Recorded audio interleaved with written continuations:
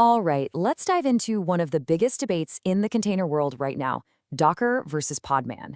If you're a developer or a DevOps engineer, this isn't just a small choice. This decision can have massive ripple effects on your workflow, your security, and yeah, even your company's budget. So let's get right to it. Because here's the thing. Picking between Docker and Podman, it's not just about which commands you type into your terminal.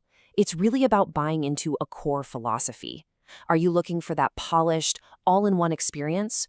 Or do you lean towards a super secure, open, and more modular toolchain? What you choose says a lot about what you really value.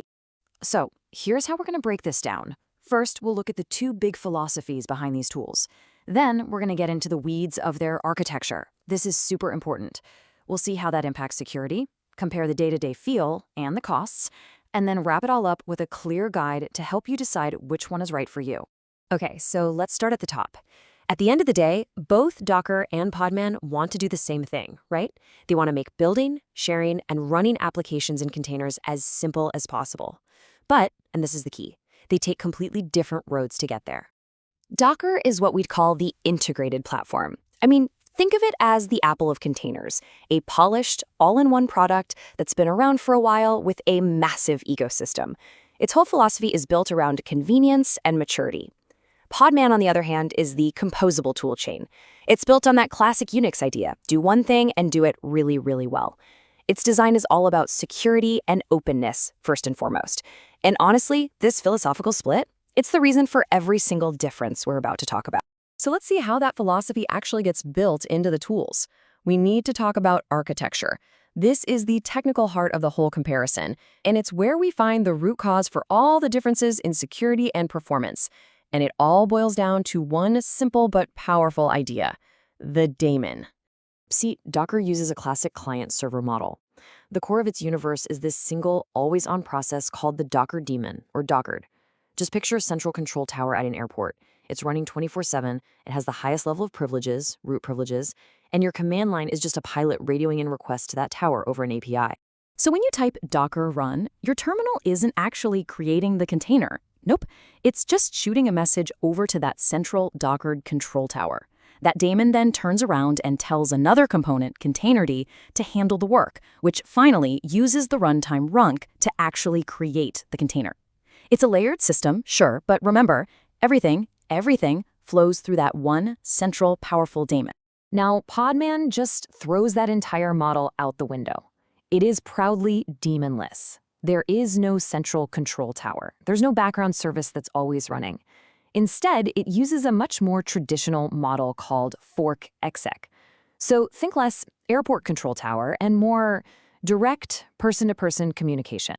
And you can see just how simple that is right here in the workflow. You type podman run. The command creates a brand new child process, and that child process directly calls runc to create the container. That's it. No middleman.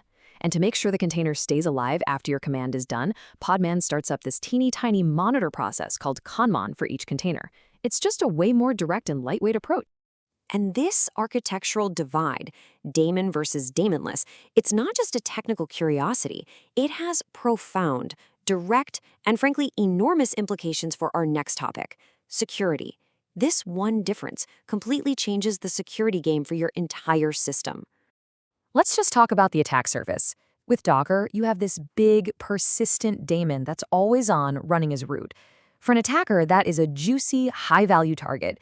If they manage to break into that one process, they could potentially own your entire machine. With Podman, there's no central daemon to attack.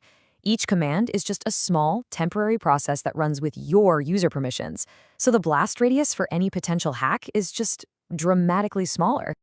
And hey, don't just take my word for it. This isn't some theoretical thing. The Open Web Application Security Project, OWASP, they explicitly warn about this. That Docker socket, the file that the command line uses to talk to the daemon, if you accidentally give a container access to that file, it's basically the same as handing it the root password to your entire computer. It's a huge risk. This whole discussion leads us straight to the idea of rootless containers. This is just a way of running containers without needing root privileges on the machine. It uses this really clever Linux feature called user namespaces. All it means is that a process inside the container can think it's the all-powerful root user, but on the outside, on your actual machine, it's mapped to a regular, everyday user with no special powers. So if it breaks out of the container, it's trapped. It can't do any real damage. And here is the absolute key takeaway on security. It's how each tool approaches this. For Docker, rootless mode is a feature. It's something you can turn on, but it was kind of bolted on later to work around its original design. For Podman, rootless isn't a feature. It's the default. It is security by design. Its daemonless architecture was built from the ground up for exactly this, making top-tier security the natural, out-of-the-box experience. Okay, so we've established Podman has a really clear architectural win when it comes to security. Got it. But what about just using it every day? Let's switch gears and talk about the desktop apps, the ecosystems, and, yeah, the cost.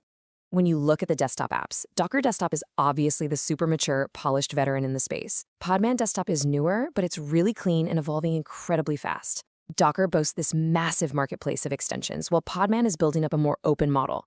And when it comes to Compose, Docker's support is just native and seamless. Podman relies on community tools. But here's a big one. For Kubernetes, Podman is designed to feel Kubernetes-native from the get-go, even down to its core concept of pods. But Podman Desktop has a killer feature, a real secret weapon. It's built to be a universal control plane.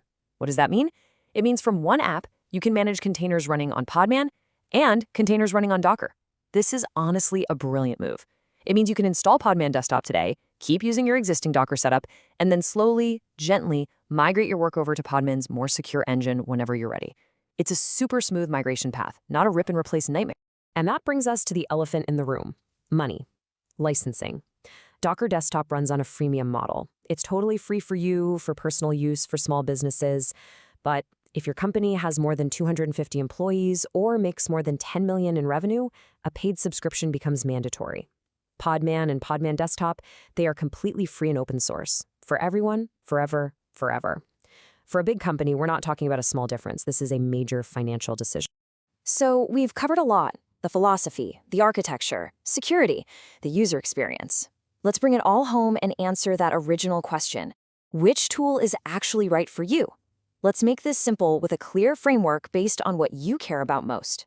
You should probably choose Docker Desktop if you just need that polished, mature, all-in-one experience, if that is paramount for you. If your workflow depends on specific Docker extensions or maybe tools like Docker Scout, it's still the king. And if you need a dead simple, zero-friction setup on Mac and Windows and that commercial license is already in the budget, then yeah, it's a powerful and very safe bet. But on the other hand, you should absolutely choose Podman Desktop if security is your #1 non-negotiable priority. If you need a rootless by default architecture, Podman was literally designed for you. It's also the clear choice if you're deep in a Linux or Red Hat environment, if avoiding vendor lock-in is a big strategic goal for your company, and especially if your end game is always Kubernetes. Podman's whole workflow just feels a lot closer to how you work in production. So in the end, the whole decision really boils down to this question. Are you optimizing for the convenience and polished maturity that's available today? Or are you investing in what looks like the future of security, flexibility, and open source architecture? There's no single right answer for everyone, but really thinking about that trade-off, that's how you'll make the right choice for you.